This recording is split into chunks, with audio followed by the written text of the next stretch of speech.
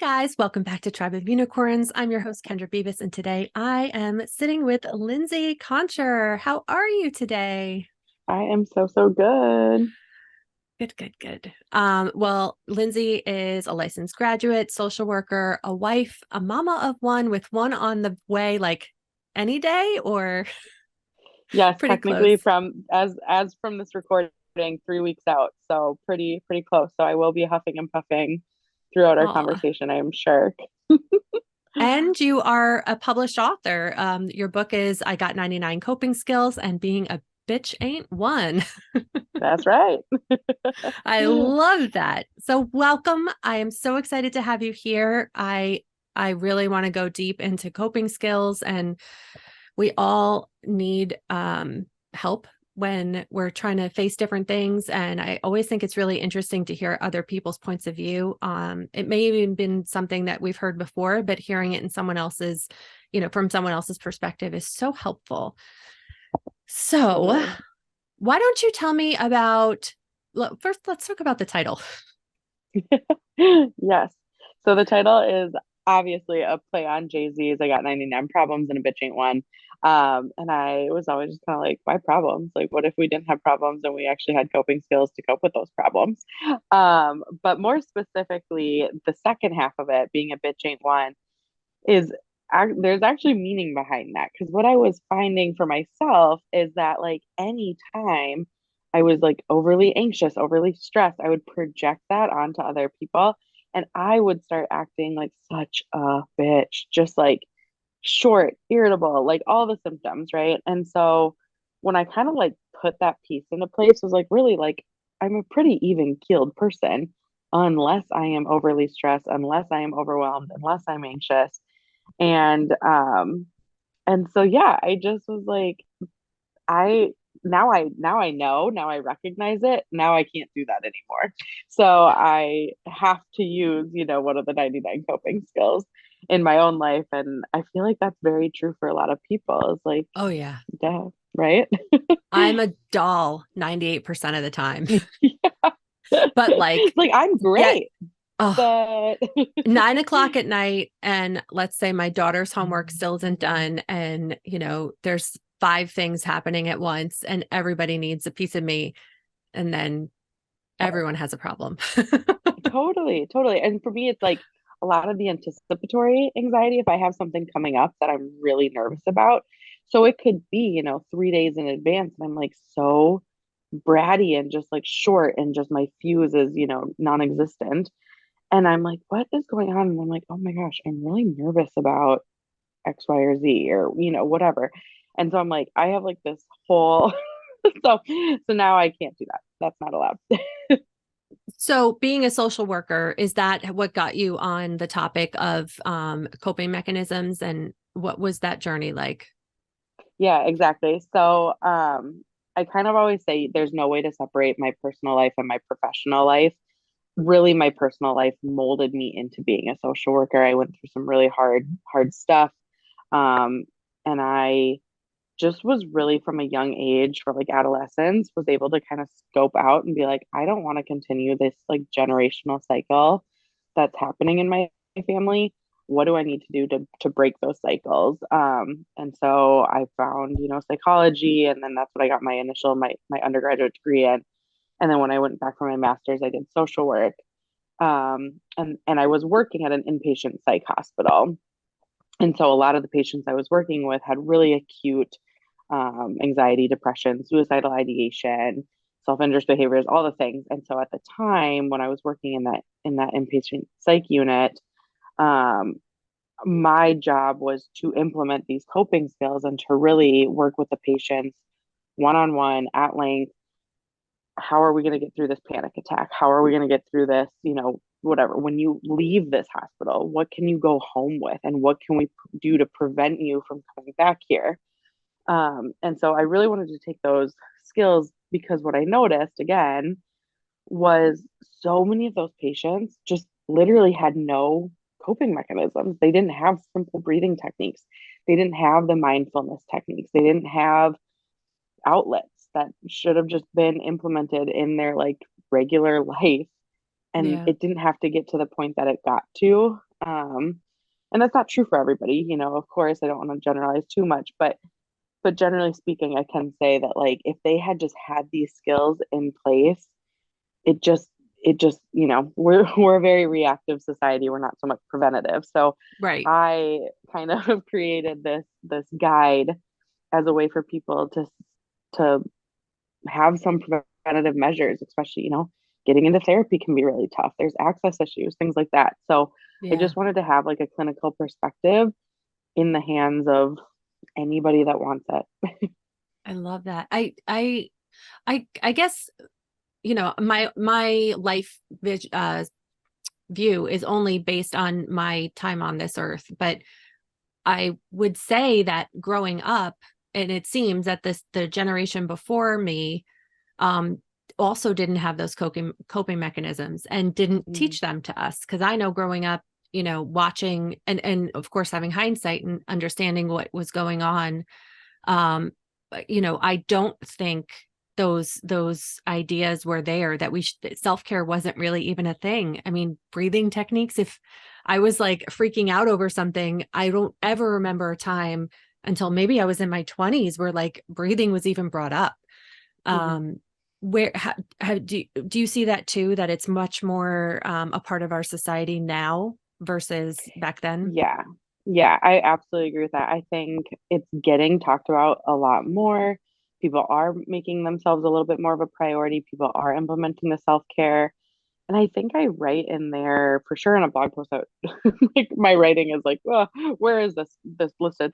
But I do think that yes, it's in chapter 11. Um, that self-care is seen oftentimes as like a luxury, and we think like, oh, I can't do that, it's like almost associated with like you have to go and get a massage and a full day at the spa or something like that, which like yeah, sure, that's awesome. But self-care can look a lot different to a lot of people, and so it's really turning inward and making sure that you know what it looks like for you. But 100%, like if I talk to, I'm 30 years old, full disclosure. So, but if I talk to like my mom, like no way, if she was having, a breakdown as a child, absolutely never would she have ever been told, like, go take some deep breaths, honey. She would have been told, like, get over it, build a bridge, like, and Right. so, and same with her, like, right. So we are doing a better job, I think, collectively as as a society that we're having the conversation, we're talking about like what can be better.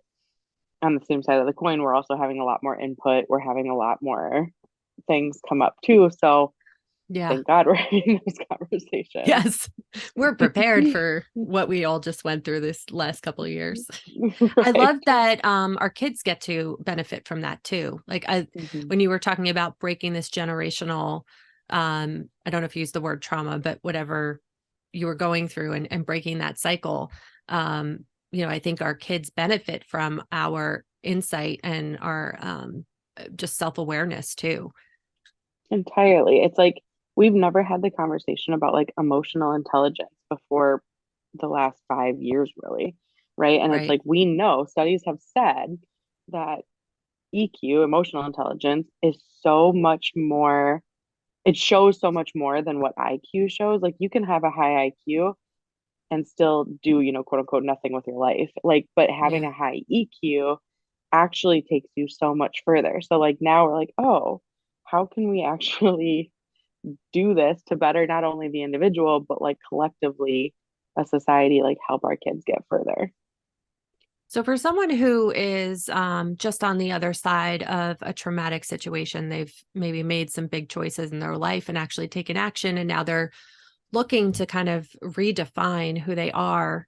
It's very triggering. You go through so many things you can't even imagine, before you take those steps. What would you say, like the baseline coping mechanisms?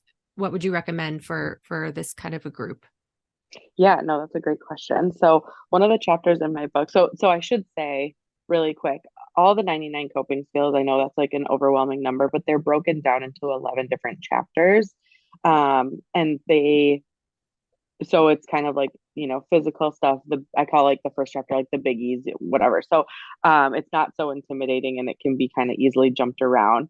But one of an entire chapter is titled Find Your People. And I talk about just how important community is in your environment in general.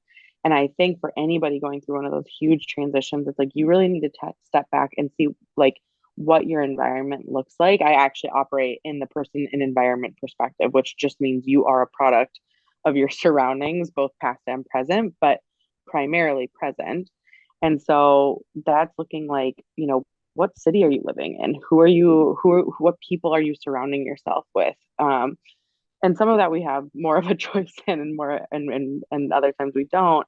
Right. But in there, I think I offer, gosh, 6 or 7 ways to find people that you can connect with on a deeper level, not just the surface level crap, right? Like actually getting deeper, um, and ways to really make sure that connection is being fostered because we know without connection, it's life isn't even, I mean, what is it, right? We need to connect. Mhm. So, um, yeah, so that would be like my primary like go to that chapter, skip everything else and just go there.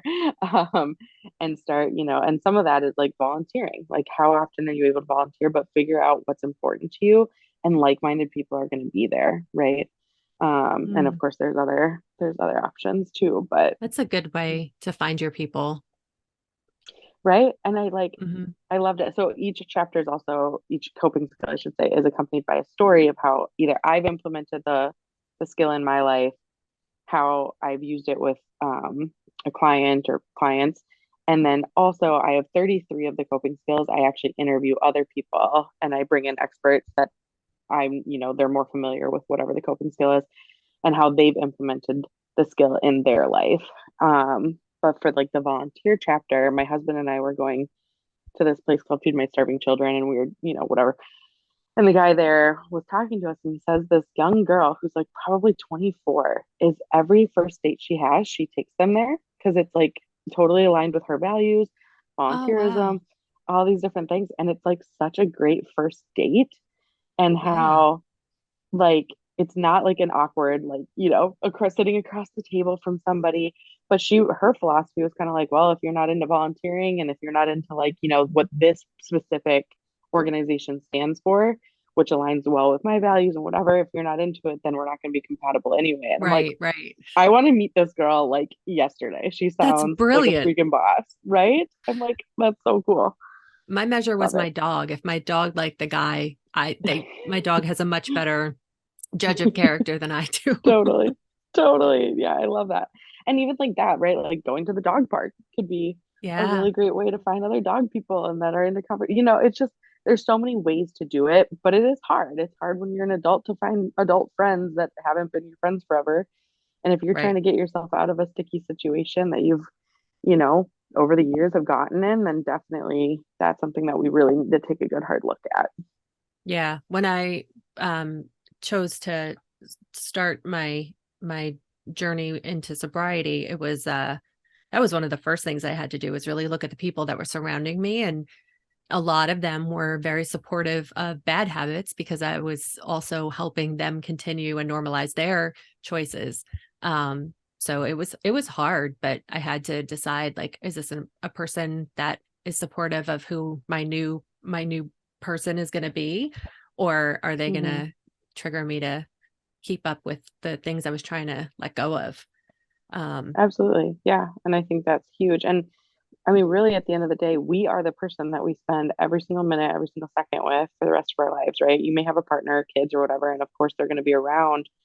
Generally speaking, they'll be around. But I mean, the reality is, you have to like who you see in the mirror. You have to like who you are, and it sucks. Like ending some of those friendships, ending some of those relationships is so so hard. I would never minimize that, but it is so so necessary at the same time. Absolutely. So good for It's you. Yeah. funny because a lot of the best ones that I had to just kind of take a pause on, um, waited, and when Mhm. I felt like I could, come back out into society and I had clarity on who I was, we were able to have a new kind of friendship.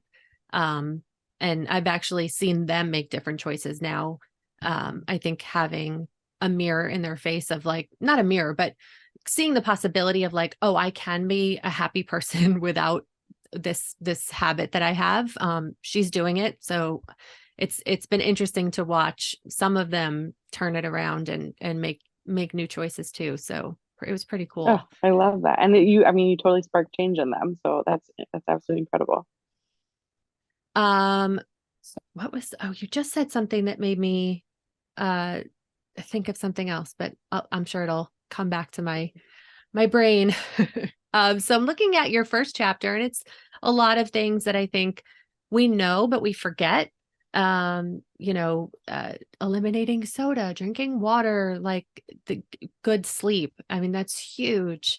Kind of just nurturing your body and really respecting your vessel, is kind of Oh what my I'm gosh. getting from that. Entirely. Exactly. And it's not like, I mean, the thing about coping skills is it's never rocket science, right? Like they're Right. small, actionable things. And my number one thing that I noticed was drinking water. It's like Mhm. if I have a headache, what like I immediately now is like, how much water have I drinking? Oh, Right. literally none. Like, wonder why I have a headache, right? And the research about behind all of it. So it's also every coping skill has a little bit of like research talked about, but it's not like textbooky and boring. It's like fun. I put a fun spin on it at least. But it's just like the when we are even experiencing mild dehydration, the brain fog and the this and the that comes up for people, oh my gosh, I'm just like, we just all need, and then also it's accompanied by like actionable skills, right? Like I didn't want to like leave people to the wind, be like, okay, good information, but how do I actually do that? So I talk about again, you know, how I have my water bottle with me, where it is like my quote unquote drinking spot. I always find myself like chugging. Yes, I love it. You have your water Always. bottle out. Yeah. But in the car, I drink water like, oh my gosh, like crazy. So if I don't have water in the car, I'm like, this is like my time. So like I can get it in. I don't have to like, I'm totally the person that's like walking from my bedroom to my kitchen. I think about 85 different things and see, Yeah. piles along my way. And I forget that I'm actually going to fill up my water bottle. And so I don't actually go and fill up my water. So, it's just, but like things like that, it's like, it's totally, you have to nourish your body properly with just Yeah. the basics. And sometimes that's as simple as what we need to do is literally go back to the basics. And we don't do that so well anymore. No, not, yeah. I think it's probably the first thing that I let go of is my own self-care and paying attention to the rituals that I've created. Um, because it's just so easy to do. Oh, so my daughter needs me, my son needs me, my husband just busted his knee, Mm-hmm. he needs me. So I'll just let go of Mm-hmm. that. But yeah, I Right. tell me about art therapy. How is that a good coping skill for someone? Yes. Oh, I love art therapy. Some people are like, totally not my thing. Other people are like, I love it. And it kind of depends on how, like, where your creativity lies. If you're like a total creative who like wants to be hands-on in art, great. Some people are like, that chapter wasn't for me, and that's totally fine. But some of the skills in there are kind of like classic, sketching, painting, using even digital art. I interview a woman who's a digital artist, who's done pretty incredible work, and for her, that's just like how she decompresses. And she's like, I'm just like one with it now. If I go like a week without doing art of some sort, she just notices like how much it impacts her. And then we can Yeah. use art also as a way to create, visions for like, what we want for the future. So one of the studies is called House Tree Person. And it's literally just like drawing, and like I love art. Let me preference this, terrible at it. I'm like literally like if you look at my art projects, they're like children did it, but I still find joy in it. So so That's something all to that matters. remember, you don't have to be an expert at these things. But a house tree person is is just that. You literally draw a house, a tree, and a person, however you want, whatever that means to you, wherever the person is, whatever kind of tree you want, whatever. And then you start telling the story of like, what does this represent for me? And there's a really incredible story in the book about some inmates who used that as kind of like they were getting out of prison, and so they just chose to like draw their future selves, their future life, through this art. And it was so beautiful how they were able to connect with like what they see in the The future for vision. themselves, and it was so cool. I But love another one that. is needlework, sewing or knitting or whatever, and Right. That using your repetitive. hands. Yes. Okay. Yes. I'm so happy you read that. Repetitive motion is so good for our bodies. if we are holding trauma in any form or fashion, just like walking, repetitive motion, we're using a Mm, rolling pin, like rolling pizza dough, so good for us. The knitting needles, amazing, crochet, all that. But also it keeps our hands busy. So even if you yeah. throw on a movie, even if you're just, hanging out, whatever, doing that, you are not scrolling on your phone on Instagram. You are not, you Yeah. know, and that's kind of the huge part is like your hands are still busy, but you're replacing maybe a maladaptive behavior. It's a lot harder to pick up a bottle and take a drink if you're using two hands with knitting needles, right? Right. So some of it is replacing those maladaptive habits. Yeah, that's a great tip. Um, I wonder, so I do TM and it's all about repetition in your head. Is that Mhm. really kind of the underlying reason for repetition to kind of get you into a like a meditative, almost a different kind of mindset? Yeah, it's really, really, really grounding for you. It's also a lot less, like I said before, intimidating when you're like with another person if you need to have a conversation. Mm, It can be a really non-invasive way to do that. But primarily just for like, going back to just ourselves, yes, it's absolutely, it's just a very methodical way of like taking laps in a swimming pool. Super great repetitive motion. And it's just very calming to our nervous system. I'm just so your chapter 3 is all about learning about yourself. Um, can you talk to me about some of the topics inside of that? I see one that stands out to me are learn your love language, but learn your play type. Yes, That's cool. I love this one. People don't know about it. So there was a study out of Switzerland, and there was a woman that came up with four different play types. What Um, are they? and yes, I'm happy to tell you. Oh my gosh. So they are other directed, which is more like you kind of want to like this is totally what I love. But you love like being with people and that kind of fills your cup, or maybe like doing a game night, something like that could be really fun for you. And then there is lighthearted, and those people are more like jokesters. They don't really like think Hmm. about consequences necessarily of their actions, but they might be like pranksters kind of super fun. Like I think of or like really like improv might be their thing. But they're just like really lighthearted. They're just kind of like silly. And then there is whimsical, which is a lot of like untraditional things that they might be into. So like Comic-Con, if like going to Comic-Con is Hmm. your thing, that might be like your play type. It might be really playful for you. Excuse me. And or like making a fairy garden, something like that, where people Oh, are that's like, a hundred okay, percent you're my kind of daughter. awkward. I love it. I love whimsical people are like so fun. She's fascinating. Um, oh my gosh, and I have my book right here because I'm totally blanking, of course, on the fourth one. Other directed, lighthearted. Oh, and intellectual, of course, because this Mm. is like totally not me. But intellectual play, like some people might like, and that can sometimes be more individual, even. Sometimes not. It could be like a book club. It could be like Mm. Scrabble. It could be like doing like a word puzzle or whatever. I'm trying to think of the name of a Puzzles in general, probably, right? yeah, puzzles in general. Yes, exactly.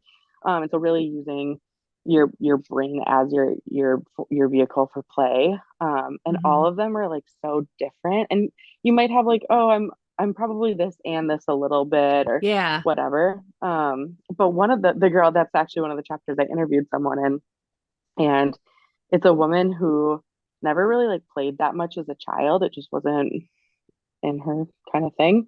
Her parents, I don't know, they just didn't play that much. And then she married her husband, and he is like a total like Lego nerd, like just loves Lego.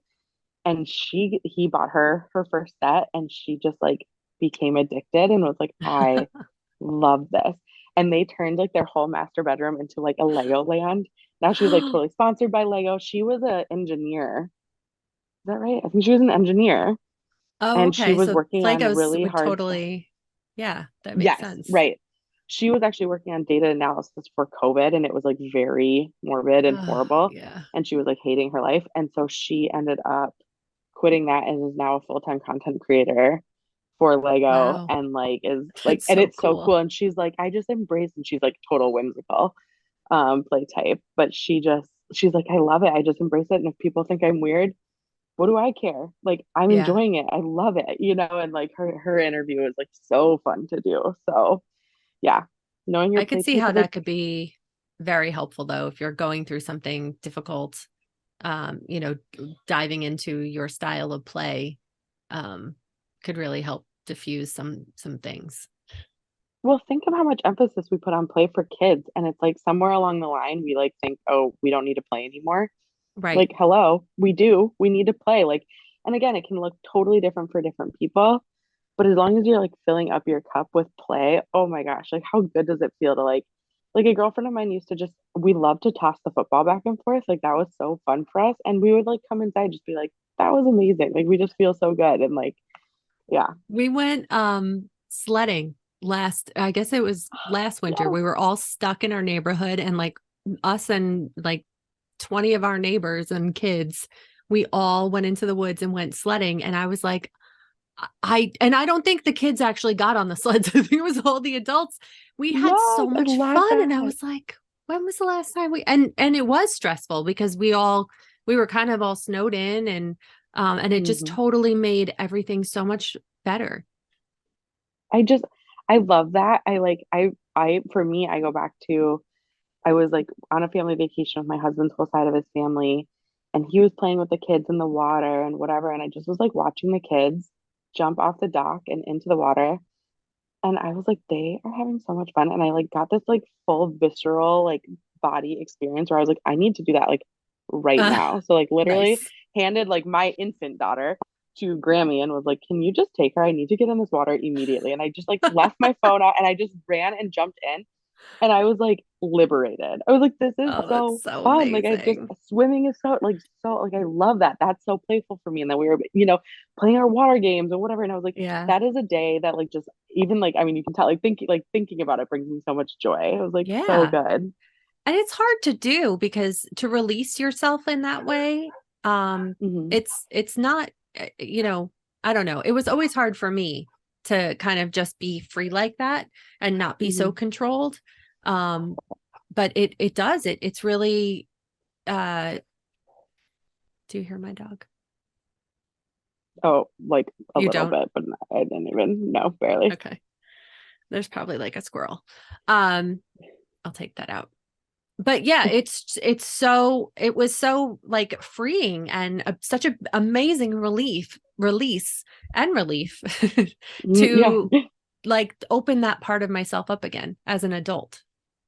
Right. And I think so much of it can be traced back to like again how you were brought up, not always, but I think so many people were not brought up in environments where that type of release would have been accepted, much less applauded.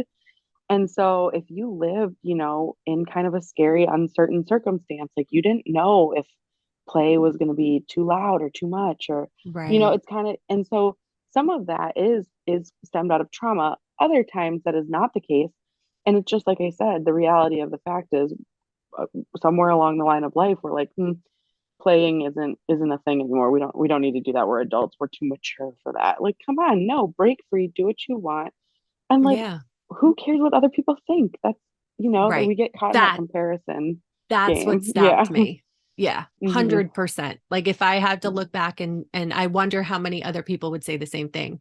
The fear of Hmm. being judged or especially as like a teenager or tween that weird age where everyone's like, Oh I don't gosh. know who I am or what I'm supposed to be. I can Yes. almost 100% guarantee that's when I stopped playing. Hmm. Hmm. Yeah. Yeah. And I think, yeah, nail on the head right there. That's totally true. I never thought about it as a coping skill though, and I absolutely will now. I love that. Right? Like, Um, yeah, yeah.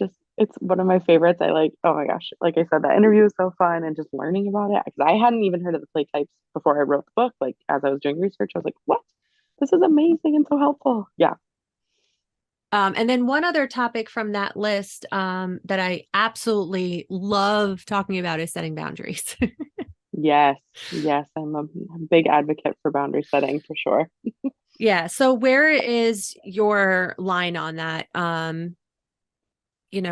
Again, talking about someone who's kind of redefining who they are and figuring out their path now. How important is setting boundaries? Um, Pretty much a non-negotiable as far as I'm concerned. The hard thing about setting boundaries is it is so hard to do. And it depends on, who you're setting them with, how they're communicated. And oftentimes, especially if you're somebody that hasn't set boundaries in the past and now you're trying to implement that, you get so much pushback. Like people are so defensive. Um, when really what you're asking for is probably pretty reasonable. Right. Um, But it's but not the it role you played in that relationship. So right. And if you've, played like that mediator role for a long time and all of a sudden you're like, I don't want to be in the middle anymore. I'm just done with it. Well, God forbid. And like, or they'll be like, oh, yeah, that makes total sense. You shouldn't be the mediator anymore. But then they'll like come to you the next day and start yeah. complaining about the other person or whatever. And you're like, no, no, no, no, no. Like, this is what I don't want anymore. Yeah. um, so I think really having a backbone is totally necessary in putting up those boundaries. And it's not like, doing it in the bad way, but the way it's presented is absolutely important. And I will say, I'll be the first to admit, like when I started trying to like put some boundaries in place with family, friends, whomever, it was like not well received, but in part because I was so anxious about doing it Right. that like I wasn't like putting those boundaries in Approaching place it. properly. And yeah, my Yeah. approach was horrible, horrible. Like I was just kind of like, well, this is what's happening now. And like, okay, Right. Lynn, chill out, like so. Yeah. Yes, there's a wonderful book though. Goodness, what is her? I can like totally envision the The the cover. woman's name. I think I talk about her in this. Sorry, I have my book here, like I said, because I have so much Yeah, there's like information chock in full here. of content. It really is, and I'm like I said, I mean, I love it, but it's like so fun to When like did it come page out? through. 4 months ago, Oh, so wow. July. Hot Hmm. off the press. Yes, it is still pretty new. It's still like so fun to like. It's still like can't even believe it. Nader Glover, Set Boundaries, Find Peace: A Guide to Reclaiming Yourself. So if people are looking like specifically for boundaries, I would definitely recommend that book. I think it's on Audible too. So if you're more of a listener, by all means, do it that way. Yeah, But we can link it. yeah, it's a good resource for people. Yeah. And as is this book, this is incredible. And like you said, Thank you. it's simple things, but like we don't Mhm. often remember. Like when we're in the thick of something that is really hard, I feel like you get like this brain fog and you can't even like when I walk into a supermarket and I knew 10 things I needed before I walked in that door. And the minute I get in there, Yeah. I'm like, oh, everything's so shiny. Why am I Yeah. here? Right. So I think having I'm a so happy resource you like just this said is that. great. Yeah, that's I literally love what that. I It's did about like an hour ago. right, that's me every time I'm in the store. It's like so sad actually. But I parallel this too, like when you are hangry and you just are like Mm, so hungry that you don't even know what sounds good, what you're capable of making, what's in the fridge. Like you like lose all ability to function because you're just like so hangry. That is what I like parallel having, heightened state of anxiety or heightened stress in any form or fashion. It's like our brains quite literally like shut down and they stop remembering what we're capable of. And so just like, and that's part of the reason I wrote this was like, I just want people to be able to like put this on their nightstand, refer yeah. back to it. And whether it's like you open it up, you're like, oh my God, why am I? And I even still, like I have these quite like in my back pocket, in my book that I wrote. Like I wrote the book Yeah. on this. I mean, I And think I that's why we do still these like, things for ourselves too, right? right, yes, 100% agree. But it's like I can just quickly open up and look at, the contents in the back and be like, oh, this is like one of my favorite coping skills. Why am I not doing a body scan right now? Why am I not figuring this out? Right. Why am I not, whatever. And so whether it's like a validation piece or it's a learning piece, there's so many tools talked So about. that is a really I'm going to coin this book the Bible of coping skills. Oh, thank you. But why is that, coming from the psychological background that you have? Why I could have this book in my hand, I could know all the things in my head. Why do we still not take the action, the positive action to help us feel better? I oftentimes hear that from people, like, I know what I'm supposed to do, I just am not going to do it. Because the quick fixes are still a dopamine hit, right? So like even if like and I kind of hate this analogy, but I'm going to go there anyway. Like the going to the gym, right? Like we Mm, know it's really good for us to go to the gym, but getting to the gym is always the hardest part, right? Convincing yes. your mind to do that over and over and over and over.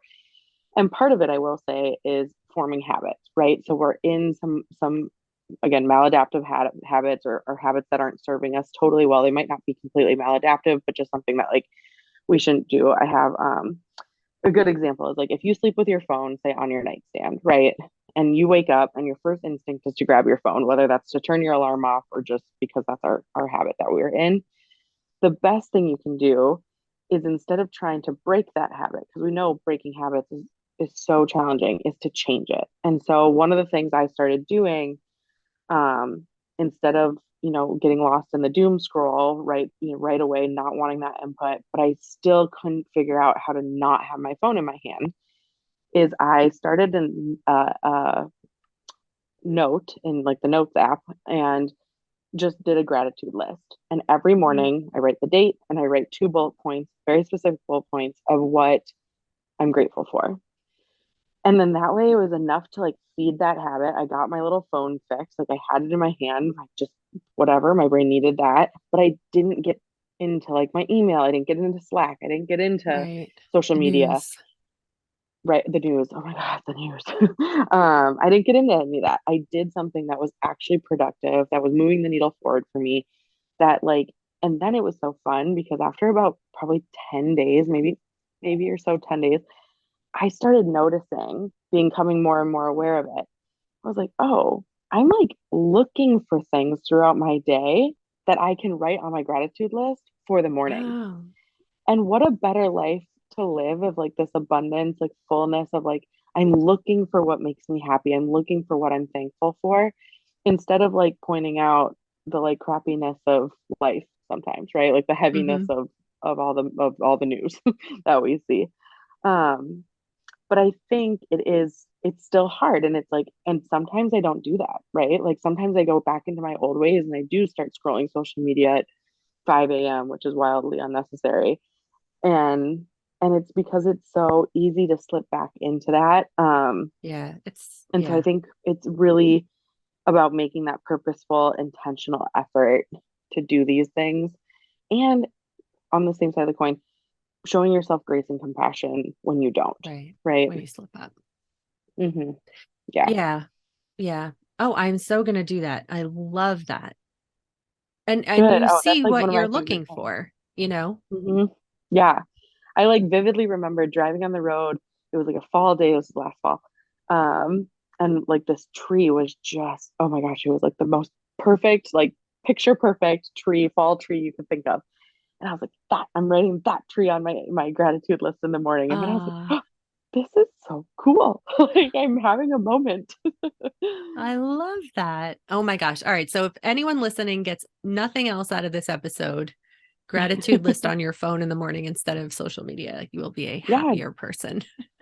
just try it and see if it like just see if it works. I mean, we're like what there's no harm in it, right? Like so Yeah. give it a go. Yeah. Um, I love the good vibrations thing too. The random acts of kindness, and just smiling and laughing. I find if I set and I try to make this a goal every day, especially if like at the supermarket, it's probably the easiest place to do it. Just Mhm. seeing people and like truly being not excited, but happy that you're in their Just space warm. and that you're connecting Yeah. and smiling. And maybe you've made a ripple in their day where you just, lifted them a little bit. Um, Hmm. so that's always something I aim for every day. And it's so funny too, because when I started thinking like that a couple years ago, what I've noticed is I don't even have to be, I notice other people's kindness so many times, even first before I make an effort. Um, Mhm. and I talk to people, I'm like, oh, the bank and the person at in line in front of me and whatever. And I just don't have those experiences very often. It's so rare. I really Mhm. experience the flip side of that, like the genuine kindness of people. But I think it's the same thing. Like you're looking for it. You're an active participant in spreading that. So you're going to receive Mhm. it too.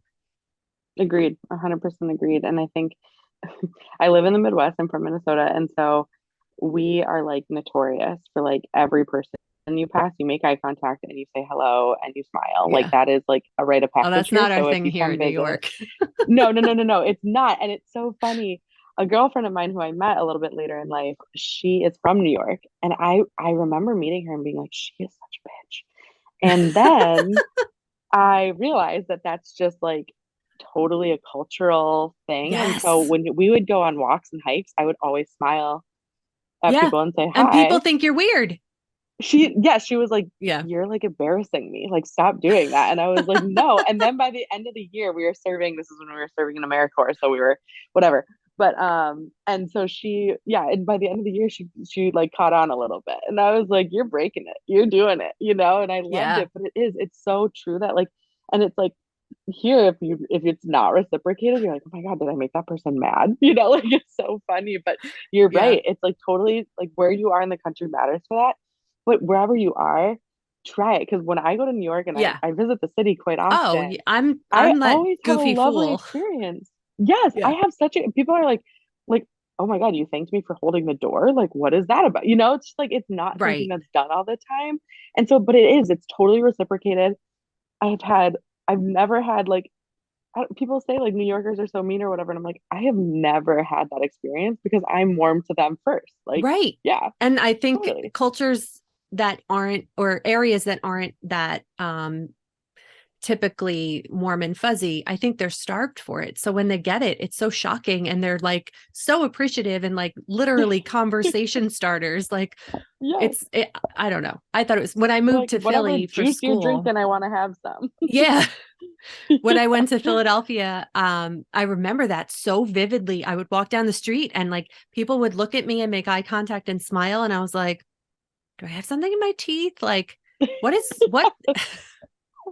And then I was like, It's oh, they're so actually just funny. really cool and nice. Okay. Yeah, like oh, maybe I'll do that. Yeah, I love it. Um, I mean, there's so many things I could talk about. I want to be respectful of everyone's time, but um, I, the moving your body. I mean, gosh, those endorphins and starting your day intentionally is one of my biggest. I'm big on rituals.